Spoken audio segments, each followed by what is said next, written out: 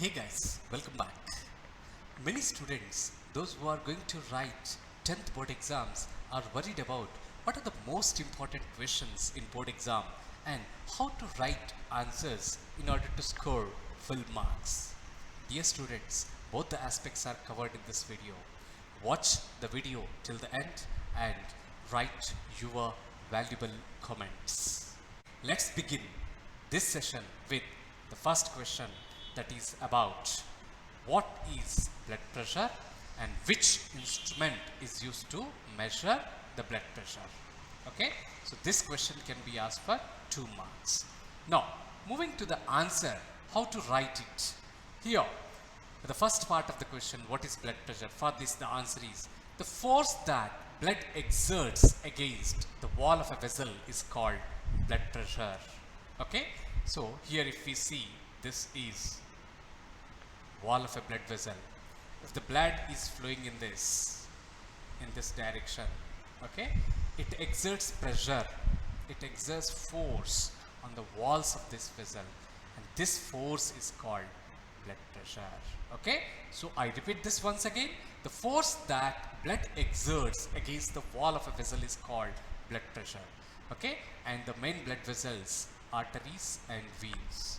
Okay, when we compare both these blood vessels, okay, more blood pressure is seen in arteries, okay, and less blood pressure is seen in veins. So comparatively, higher blood pressure is seen in arteries. Now, the second part of the question, which instrument is used to measure the blood pressure? For this, the answer is sphygmomanometer. Okay, so this is an instrument used to measure the blood pressure. So this is all about question number 1. Now let's proceed with the question number 2. The question number 2 is here. Okay, what is hypertension and what is the cause of this hypertension? So both these questions can be asked for 1 mark each. Okay, so let's discuss the answer for these questions. First question, what is hypertension? For this, the answer is the persistent high blood pressure in the arteries is called hypertension. Okay, in a person, normal blood pressure is 120 by 80 mm of Hg. Okay, this is normal blood pressure. This is normal blood pressure. Okay, now if there is a persistent high blood pressure, if the blood pressure is like if systolic pressure is 140 or above, then persistently, that it is called high blood pressure, and the high blood pressure is also called hypertension. Okay, so this is the answer for the first part of this question. And the second part of this question, what is the cause of hypertension? Here, hypertension is caused by constriction of arterioles, which results in increased resistance to blood flow. Okay, now here if we see arteries, okay, they are branched into arterioles. Okay, so this is how arterioles, arteries are branched into arterioles, arterioles are branched into capillaries. So this is what you should remember. So if these arterioles are constricted, okay, so constriction of these arterioles will result in increased resistance to blood flow. If this is an arteriole, let's suppose, if they are constricted, if this diameter decreases because of constriction, okay, obviously they become narrow and there will be a resistance to blood flow, and that increases blood pressure, and that persistence high blood pressure is called hypertension. Okay, this is all about the second question. Now moving to the third question. Third question, what is double circulation? What is its significance? Okay, now here this question can be asked for 2 marks, and the answer can be written in this manner. Blood goes through the heart twice during each cardiac cycle in birds and mammals. This is called double circulation. Okay, so this twice because once during pulmonary circulation, okay, once during pulmonary circulation, and the second time this is during systemic circulation. This is during systemic circulation. So both pulmonary circulation and systemic circulation. Okay, so these are the two types of circulation seen, and blood goes to the heart twice during each cardiac cycle, once during pulmonary cycle and the second time during systemic circulation. This is between heart and lungs. Okay, pulmonary circulation. Okay, and the systemic circulation is between heart and body parts. Okay, so this is what you need to remember. Okay, so oxygenated blood is carried from heart to body parts, and deoxygenated blood is carried from body parts to heart. This is systemic circulation. And deoxygenated blood is carried to lungs, and oxygenated blood from lungs is carried to heart. This is pulmonary circulation. So the blood is passing through the heart twice during each cardiac cycle in birds and mammals, and this is called double circulation. Now its significance here, it ensures, double circulation ensures that oxygenated blood do not mix with deoxygenated blood and allows a highly efficient supply of oxygen to the body. So this is about double circulation and its significance. Okay, now moving to the next question, that is question number 4. What are differences between arteries and veins? And this question can be asked for 3 marks, and the answer for this question can be written in this manner. We can draw a table and write the points here. Arteries on one side, veins on the other side. This is a comparison between arteries and veins. Okay, arteries carry blood away from the heart. Okay, it means oxygenated blood is carried from heart to different parts in the body by these arteries, except pulmonary arteries. The remaining arteries, they carry oxygenated blood away from heart, okay, to various organs of the body. But quite opposite is seen in veins. Veins collect the blood from different organs and bring it back to the heart. Okay, so this is about the veins. Except pulmonary veins, the veins carry deoxygenated blood. Okay, now arteries have thick and elastic walls. Okay, and the veins, they have thin, less elastic valves. Okay, moving to the next point, arteries do not have valves, and the veins, they have valves that ensure that the blood flow only in one direction. Okay, so this is about the differences between arteries and veins. As it is for 3 marks, we can write the 3 differences as mentioned here in the table. Okay, now moving to the next question, that is question number 5. What happens if the blood vessels develop a leak? Okay, if the blood vessels develop a leak, what would be the consequence? What is the function of platelets? This question can be asked for 2 marks. Okay, now here is the answer. For first part of the question, the answer is leakage in blood vessels would lead to loss of pressure, which would reduce the efficiency of the pumping system in the body. Okay, so obviously when there is a leakage in blood vessels, okay, the blood is lost, and because of that loss of pressure, okay, that would lead to a loss of pressure. It means pressure is reduced, and that will reduce the efficiency of the pumping system of the body. Okay, and the second part of the question, what is the function of platelets? For this, the answer is blood platelets circulate around the body and plug these leaks by helping to clot the blood at the points of injury. Okay, so at the points of injury, clots are formed and they are plugged by these platelets which are circulated in the body. So blood platelets help in clotting, blood clotting. Okay, so thereby it will retain the normal efficiency of the pumping system, and it will work normally. Okay, so this is about the question number 5 and its answer. Now moving to the next question, that is question number 6.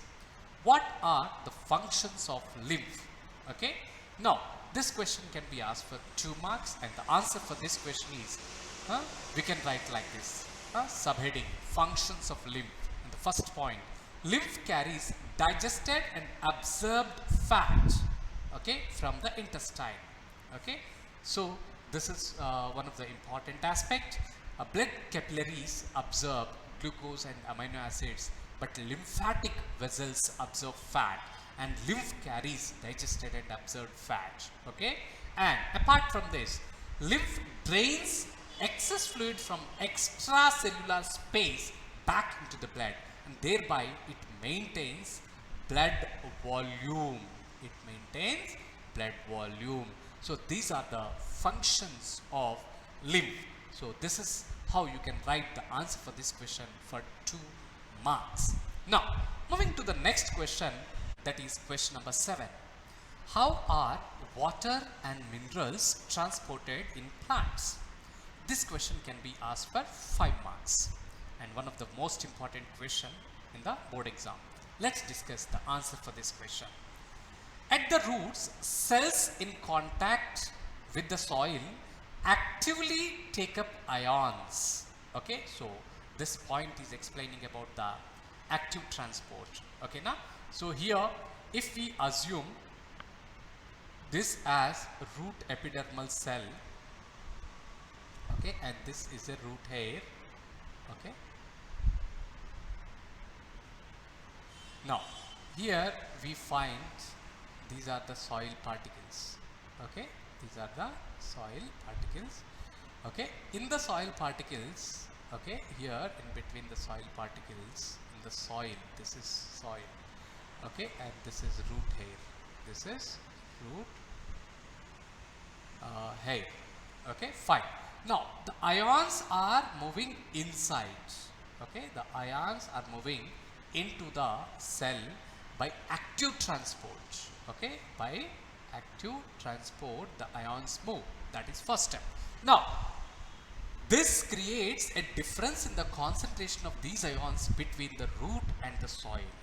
Okay, between the root and the soil there will be a difference in the concentration of these ions. Okay, now water therefore moves into the root from the soil to eliminate this difference. Okay, now after the movement of ions, in the next step water will move into the root cells. Okay, and to eliminate the difference in the concentration of the ions, and this means that there is steady movement of water into the root xylem, creating a column of water that is steadily pushed upwards. Okay, so when the water enters into the root epidermal cells, and there now a transverse osmotic pressure is developed. Okay, now a transverse osmotic pressure is developed in the roots, and that osmotic pressure within the cells of the root system causes the sap to rise through a plant stem to the leaves. Okay, so this is what we call root pressure. Okay, so this is what we call root pressure. Okay, so it is nothing but the transverse osmotic pressure within the cells of the root system that causes the sap to rise through a plant stem to the leaves. Okay, so second point is about the root pressure developed in the root system that is transporting the water slightly upwards. Okay, now in xylem, this is the speciality in the plants. Xylem tissue, vessels, tracheids of the roots, stem and leaves, they are interconnected. Okay, so tracheids and vessels of xylem tissue in roots, stem and leaves, they are interconnected to form a continuous system of water conducting channels reaching all parts of the plant. So once the water is in the root xylem, obviously it is entering into the xylem of stem and xylem of leaves because of root pressure, and also one another force, that is transpiration pull, which we will discuss now. Okay, evaporation of water molecules from the cells of the leaf creates a suction force which pulls water from the xylem cells of the roots. So this is what we call transpiration pull. Okay, so this is what we call transpiration pull. So this is developed because of evaporation of water molecules from the cells of the leaf. Okay, so when water molecules from the cells of the leaf are evaporated, a suction force is developed and that will pull the water from the xylem cells of the roots. Okay, as the water in the xylem of root, stem and leaves are interconnected. Okay, so obviously water is pulled upwards by this transpiration pull. Thus transpiration helps in absorption and upward movement of water and minerals dissolved in it from roots to the leaves. Okay, so this is how water and minerals are absorbed and transported. So these are the two forces that act for transportation of water and minerals in plants. And during the night time, root pressure is a major force, and during the daytime, transpiration pull is a major force that helps in transportation of water and minerals in plants. Okay, so this is all about the transport of water and minerals in plants. This is upward movement, this can be called as ascent of sap. Okay, as this is upward movement, this is called ascent of sap, upward movement. Okay, of water and minerals. Okay, so in the plants. So this is all about question number 7 and its answer. Now moving to the next question, that is question number 8. How is food transported in plants? This question can be asked for 3 marks. Okay, transport of soluble products of photosynthesis is called translocation. Okay, important statement. Okay, transport of soluble products of photosynthesis is called translocation, and it occurs in the sieve tubes with the help of companion cells both in upward and downward directions. Okay, so this is how bidirectional transportation is seen in phloem. Okay, now material like sucrose is transferred into the phloem tissue using energy from ATP. Okay, so if we consider this as sieve tube, okay, if we consider this as sieve tube and this as companion cell, okay, so when sucrose is entering into the sieve tube, for that energy is required, and this is a companion cell. This companion cell will provide ATP for the active transport of sucrose into the sieve tubes. Now when sucrose enters here, osmotic pressure increases and the water molecules will come and enter into here sieve tubes, and when water enters here, the pressure will increase and that will transport the sucrose to the areas which are storing the food material, or the areas that are growing, or the areas where the food is required. Okay, so as per the plant needs, the food is transported to the areas where less pressure is seen. Okay, so the increase the osmotic pressure is causing water to move into it, and this pressure moves the material in the phloem to tissues which have less pressure.